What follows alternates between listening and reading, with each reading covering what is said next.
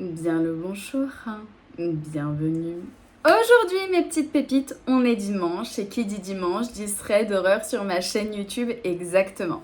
Alors oui, j'ai un make-up un petit peu différent de d'habitude, étant donné que ce soir je vais à l'événement de NYX Cosmetics spécial Barbie pour la sortie du film Barbie qui est sorti il n'y a pas si longtemps que ça, il me semble c'était le 19 juillet en salle.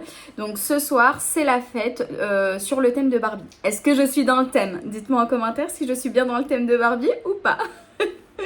J'en profite pour vous tourner un thread d'horreur, étant donné qu'à l'heure actuelle vous regardez cette vidéo, je suis sûrement à Djerba en train de me la couler douce, près de la mer. Donc forcément je ne peux pas vous tourner de thread d'horreur là-bas. Donc j'en profite pour vous en tourner plein tant que je suis en France. Sur ce, cette intro est trop longue, je sais que vous attendez ces histoires pour vous faire peur. Comme d'habitude, je vous ai choisi 3 histoires que vous m'avez gentiment envoyées sur l'adresse mail qui s'affiche juste ici, cam.témoignage@gmail.com. Merci infiniment de prendre le temps de me raconter vos histoires paranormales. Et malheureusement, je ne peux pas choisir vos histoires en DM sur Instagram parce que sinon ça serait trop compliqué pour moi de trier mes DM, ensuite me les envoyer par mail, ensuite voir toutes les... C'est trop compliqué. Donc envoyez-les-moi par mail, faites copier-coller du DM, envoyez-le-moi par mail, je m'en sors très bien avec ça. Il y a le ventilateur qui est derrière toutes mes excuses pour le bruit. Je sais que c'est vraiment gênant, en fait moi j'aime pas ce broum broum derrière. Mais vraiment je crève de chaud, il fait 30 degrés dehors, un peu plus de 30 degrés même. Donc vous imaginez bien qu'avec un bonnet sur la tête, un voile, une chemise, pantalon, machin, je crève de chaud. Donc le ventilateur c'est vraiment pour pas que je meure.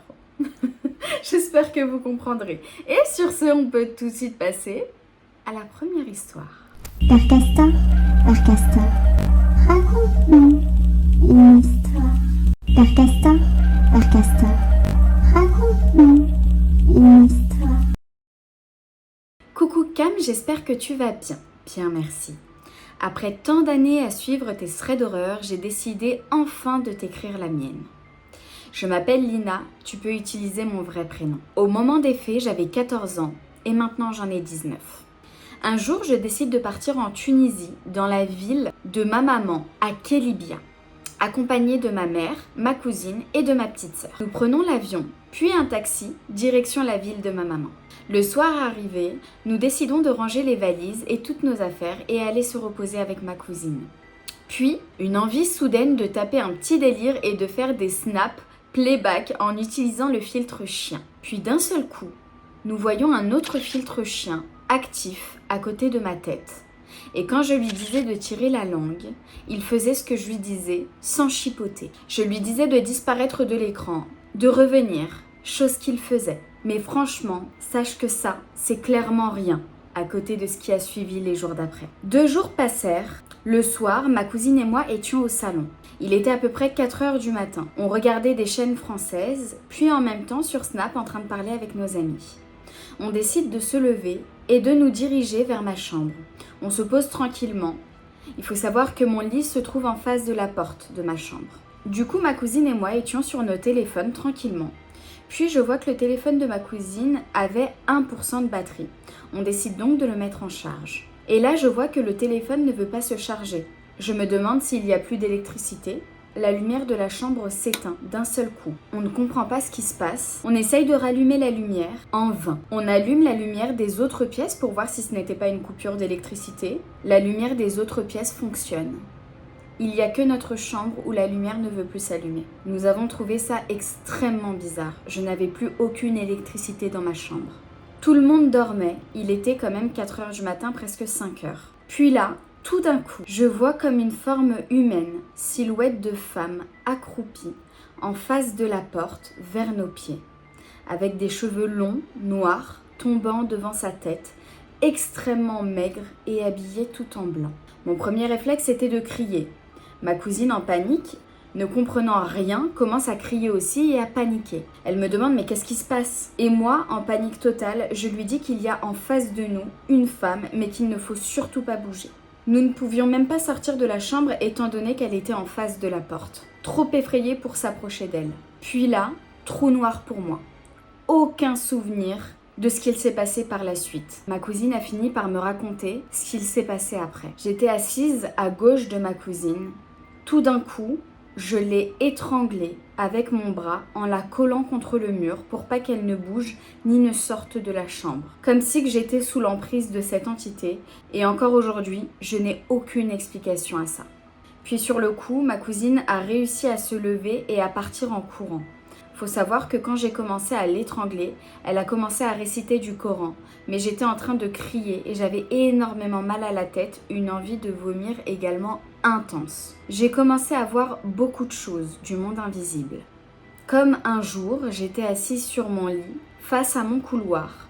Mon papa accroupi en train de mettre ses chaussures dos au couloir. Puis d'un coup, je lève mon doigt et montre le plafond du couloir. Mon papa me regarde d'un air surpris, puis se retourne et me dit « Mélina, pourquoi tu pointes du doigt le plafond du couloir ?» Je lui ai dit « Regarde papa, la femme en haut. » Et depuis ce jour-là, mon père et moi savons que j'ai un don pour voir des entités que d'autres personnes ne peuvent pas voir ou même ressentir. Me concernant, quand j'entre dans un lieu qui me semble habité, j'ai comme des frissons qui me parcourent tout le corps, la tête qui tourne ou alors des envies de vomir. Merci infiniment ma pépite pour ton histoire. Il y a beaucoup d'enfants, ou alors j'ai vu énormément de vidéos sur internet d'enfants en fait qui font des trucs bizarres et je pense qu'on va en faire une vidéo YouTube complète à ce sujet-là. Par exemple, il y a des enfants qui dessinent quelque chose de très glauque et du coup les parents ils disent mais pourquoi tu dessines ça, qu'est-ce que c'est? Et ils te disent bah c'est la femme qui est dans ma chambre tous les soirs. Et toi t'es là, on va déménager? Ah chérie, on y va? Non, moi j'espère que ça m'arrivera jamais parce que comment tu veux qu'un enfant il invente ça? Tu vois ce que je veux te dire, c'est quand même bizarre. Et donc là, toi t'as 3 ans, t'as montré du doigt, alors c'est très possible que t'aies vu quelque chose, je ne remets pas en doute ta parole, hein. Mais de là à dire que, tout de suite t'as un don pour voir les choses, je trouve que c'est un peu vite dit, tu vois.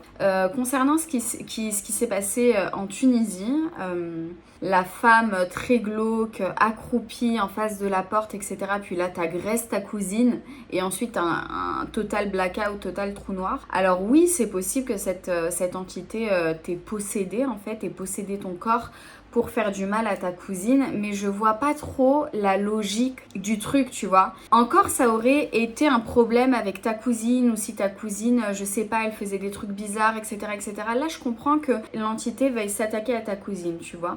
Je sais pas, j'ai du mal à trouver la logique de cette histoire. En tout cas, merci beaucoup, ma pépite, de nous avoir raconté ton histoire. Mes pépites, n'hésitez pas à me dire en commentaire ce que vous en avez pensé. En tout cas, c'est très effrayant, même le fait qu'il y ait plus d'électricité juste dans ta chambre et que tu t'en rendes compte en chargeant le portable de ta cousine. Ça aussi, c'est très glauque. Et sur ce, on peut passer à la deuxième histoire. Père Castor, raconte-nous une histoire. Hello Cam. Aujourd'hui, je prends mon courage à 2 mains pour te raconter 2 expériences. La première a surtout pour but de mettre les filles en garde. Je préférerais garder l'anonymat car la première histoire est assez sensible. Pour la deuxième, tu peux publier les photos, ça ne me dérange pas si ça peut aider à comprendre ce que c'est. Pour ma première histoire, cela se passe en Tunisie. C'est pas possible. Tout se passe en Tunisie ou quoi là aujourd'hui? Étant d'origine tunisienne comme toi. Là actuellement je suis en Tunisie là. J'espère qu'il va rien m'arriver là-bas. Aujourd'hui j'ai 31 ans, mais à l'époque j'en avais 10. Cela se passe pendant les vacances d'été. Il y avait le baptême de mes 2 cousins. En plein après-midi, pendant que tout le monde faisait la sieste, ma mère et ma tante m'emmènent dans la chambre de ma cousine qu'elles ferment à clé. Je me dis « Ok, chelou ». Elles me disent que tout ce qui va se passer dans cette pièce, je ne devrais en parler à personne. Qu'elles font ça pour me protéger et que je leur en serai reconnaissante plus tard. Ma tante commence à me raconter l'histoire. Il s'agit du tesfih.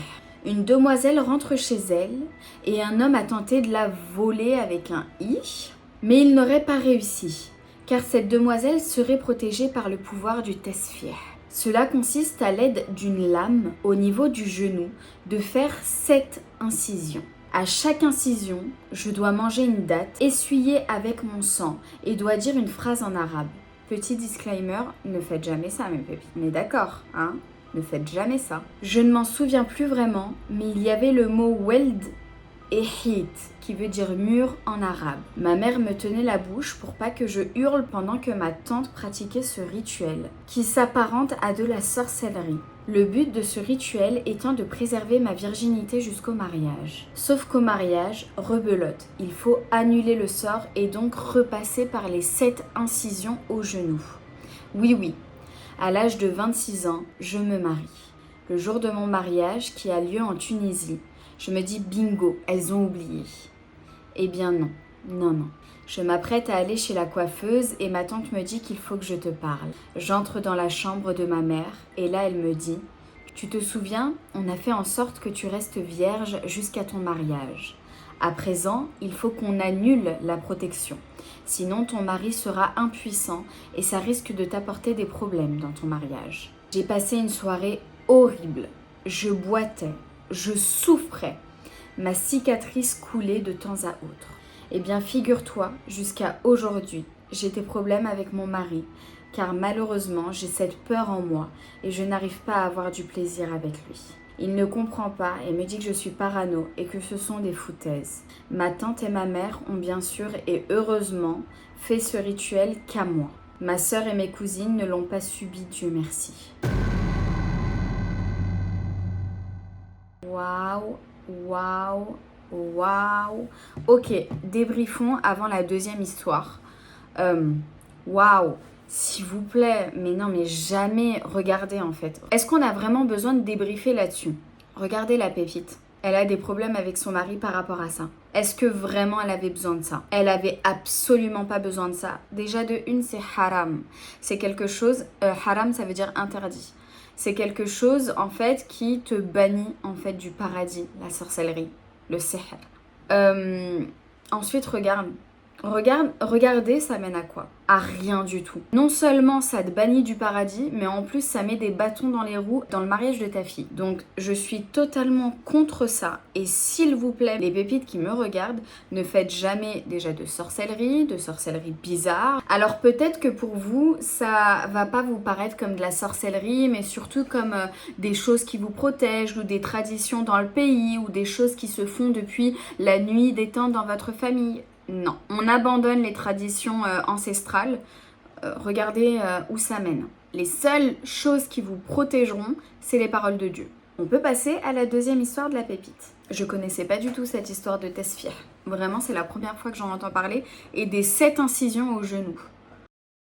Ce n'est pas vraiment une histoire paranormale, mais une photo intrigante que je trouve par hasard dans mon téléphone. J'ai pour habitude de temps en temps à prendre des photos du ciel par mon balcon. Aujourd'hui, par hasard, en revisionnant les photos, je tombe sur cette photo que je t'ai envoyée 6 juin. Ce même matin, j'ai pris 2 fois d'affilée le ciel. La première, rien. Et la seconde, une trace noire. On dirait l'avant-bras d'un squelette. Qu'en penses-tu ?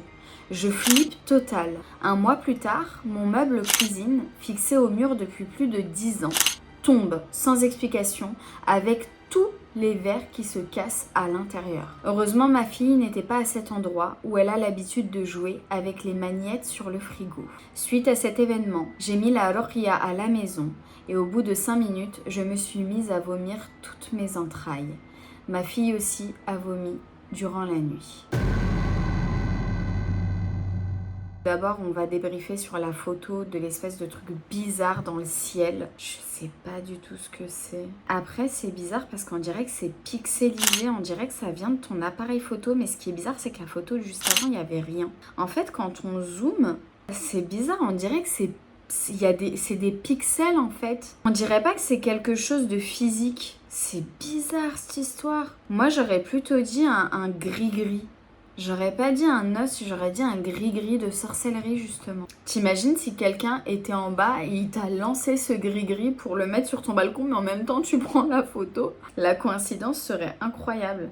Bon, parlons bien évidemment de ton meuble qui se casse alors qu'il est là depuis plus de 10 ans. Là, on peut se dire oui, mais c'est une coïncidence, Cam, que son meuble se casse. Voilà. Bon, alors, une coïncidence, bah alors, dans ce cas, c'est aussi une coïncidence qu'elle met la Rokia dans toute sa maison et qu'elle se met à vomir, elle et sa fille. Drôle de coïncidence, ça fait beaucoup de coïncidences, je trouve. Trop de coïncidences tue la coïncidence. Non, moi, je pense tout bonnement que quelqu'un te veut du mal. Oh là là, tous les verres qui sont cassés. Bah, que Dieu te protège, ma pépite. Je pense que quelqu'un te veut du mal. Continue la Rokia chez toi. Même si ça te fait vomir, peut-être que c'est le mal en fait qui sort, qu'on t'a fait, qui sort. Je suis vraiment désolée qu'il t'arrive ça, même à ta fille, c'est horrible. Je n'ai aucune explication sur l'espèce de chose que t'as pris en photo dans le ciel. C'est très bizarre, on dirait un gris-gris de sorcellerie. Mes pépites, dites-moi en commentaire ce que vous en pensez. Les vers, pour moi, ça veut dire énormément parce qu'un jour, j'ai fait un cauchemar où justement, il y avait un ver qui s'explosait contre un mur et c'était un rêve où j'avais dit à ma pote qui était à la maison, ne t'inquiète pas, il y a quelqu'un de malveillant avec moi, mais n'aie pas peur, c'est à moi qu'elle en veut. Et comme par hasard, c'était un ver qui s'était cassé. Alors, est-ce qu'il y a une signification par rapport au ver qui se casse concernant la sorcellerie? Je pense qu'il faudrait regarder là-dedans. Si je trouve quelque chose là-dessus, je vous mettrai en commentaire si j'ai vraiment trouvé une explication par rapport au ver qui se casse et la sorcellerie noire. Je pense vous avoir déjà raconté ce rêve en thread d'horreur, il me semble, mais je ne suis plus sûre, du coup je vous en reparle, mais oui, c'était un ver qui s'était explosé dans mon rêve et c'est à ce moment-là où j'ai dit à ma pote, mais t'inquiète pas, c'est quelqu'un qui me veut du mal et qui veut me faire peur, mais elle a rien contre toi, c'est contre moi qu'elle en veut. Ça me parle, ces vers qui se cassent. Écoutez, je trouve ça extrêmement bizarre. Que Dieu te protège, ma pépite. Que Dieu te protège et que Dieu nous protège tous de la sorcellerie. Vraiment, c'est un fléau. Sur ce, mes pépites, je vous propose qu'on passe tout de suite à la troisième et dernière histoire. Père Castor, raconte-nous une histoire. Salut Cam, j'espère que tu vas bien. Aujourd'hui, je vais te raconter quelques histoires paranormales qui se passent chez mes parents. J'ai actuellement 20 ans et ces histoires se sont passées il y a quelques années, dont une qui s'est passée il y a seulement quelques mois de cela. Ce qui est assez cool, c'est que je t'avais déjà envoyé un mail il y a quelques mois et d'autres choses se sont passées entre-temps. Tu auras une histoire encore plus complète et elle me met entre parenthèses malheureusement lol. Nous avons emménagé dans une nouvelle maison avec mes parents et mes frères il y a de ça 9 ans. J'avais à peu près 10-11 ans. Il faut savoir que mon papa a un don assez particulier. Il arrive à me lire l'avenir avec ses cartes de tarot. D'ailleurs, il ne se trompe jamais, ce qui m'a toujours fascinée. Et a de très forts ressentis sur les gens. Ma mamie, du côté de mon papa, est également très croyante et je pense tenir ses ressentis d'eux. Lorsque nous avons emménagé, mes parents ont décidé de m'installer dans une chambre qui était déjà décorée à l'image d'une petite fille. C'était donc plus simple pour eux de m'installer dans celle-ci. Seulement, dès mon entrée dans cette chambre, je ne me sentais pas du tout à mon aise. J'avais des frissons, une impression d'être observée continuellement. Et j'entendais également des bruits de pas qui venaient de ma chambre. Je passais donc des nuits horribles. Un soir, je m'endors avec difficulté, comme à mon habitude, et je me réveille par le bruit d'une chose qui touche à ma boîte à bijoux, comme si cette chose fouillait dedans. Je m'assois donc sur mon lit, mais je ne prends pas peur, car je pense que tout cela est en réalité un rêve. Lorsque j'ouvre les yeux, je vois, juste en face de moi, une dame qui était bel et bien en train de regarder dans ma boîte à bijoux. Lorsque nos regards se croisent, j'ai eu l'impression que celle-ci a pris peur. Elle a donc disparu en renversant avec elle ma boîte à bijoux par terre. Ne pensant que tout cela n'était qu'un rêve, je me rendors. Mais à mon réveil, le lendemain matin, ma boîte à bijoux était renversée. C'est donc à ce moment précis que j'ai compris que tout cela n'était pas qu'un simple rêve. J'ai tout de suite averti mes parents qui ont pris ça assez au sérieux, mais tenté de me rassurer malgré tout. Je sentais qu'on me cachait quelque chose, comme si mes parents ne voulaient pas me dire la vérité. Une autre fois, j'allais pour prendre ma douche et j'avais pris le soin de laisser mes vêtements sur mon panier de linge, comme à mon habitude. Et en sortant de la douche, je remarque que mes sous-vêtements n'étaient plus là. Je me suis donc dit que je les avais sûrement laissés dans ma chambre. Je me dirige donc vers celle-ci, mais aucun signe de mes sous-vêtements. Je retourne donc dans ma salle de bain, assez chamboulée.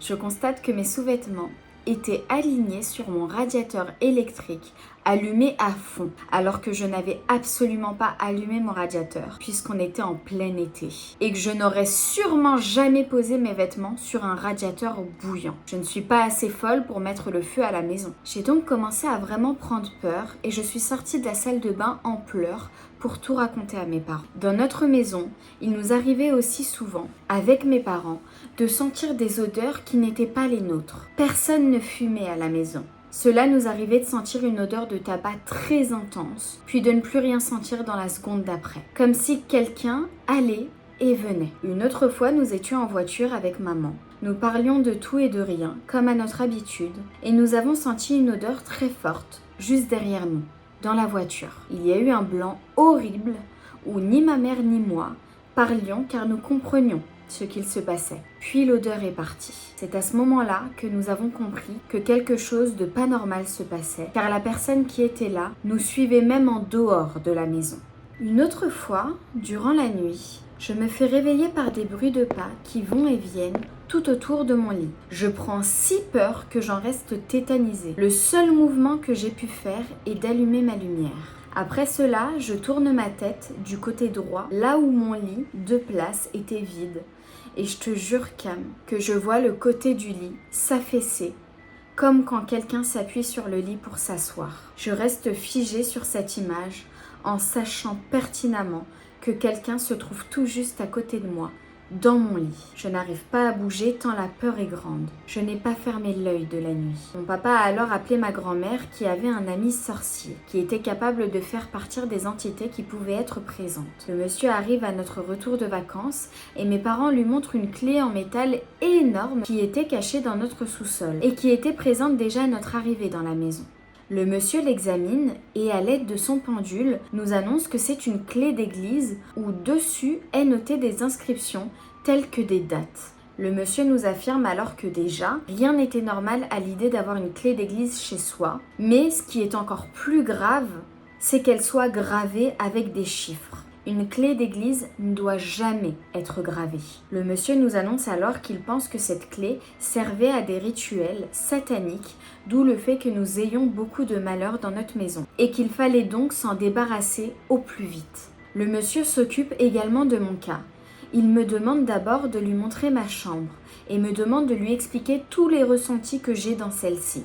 Sensation de froid intense, l'impression d'être observée, l'apparition de cette jeune femme qu'il me demande de décrire. Je ne sais pas s'il a vu quelque chose dans ma chambre, mais en tout cas, il m'a cru sur parole et j'ai bel et bien vu dans son regard qu'il ressentait des choses pas normales dans cette pièce.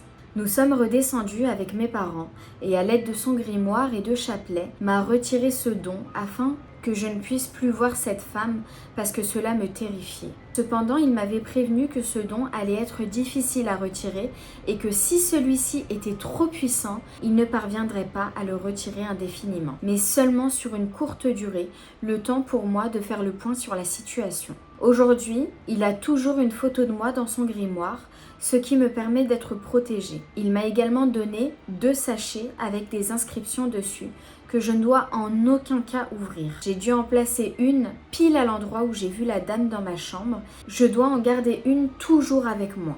Il a également emmené avec lui la clé qui était chez mes parents afin de s'en débarrasser. Aujourd'hui, cela m'arrive toujours d'avoir des ressentis ou d'entendre des bruits qui montrent la présence de quelqu'un dans la maison, malgré les efforts du sorcier. Lorsque je vais chez mes parents, je dors toujours aussi mal et je pense que cela restera comme ça pour toujours.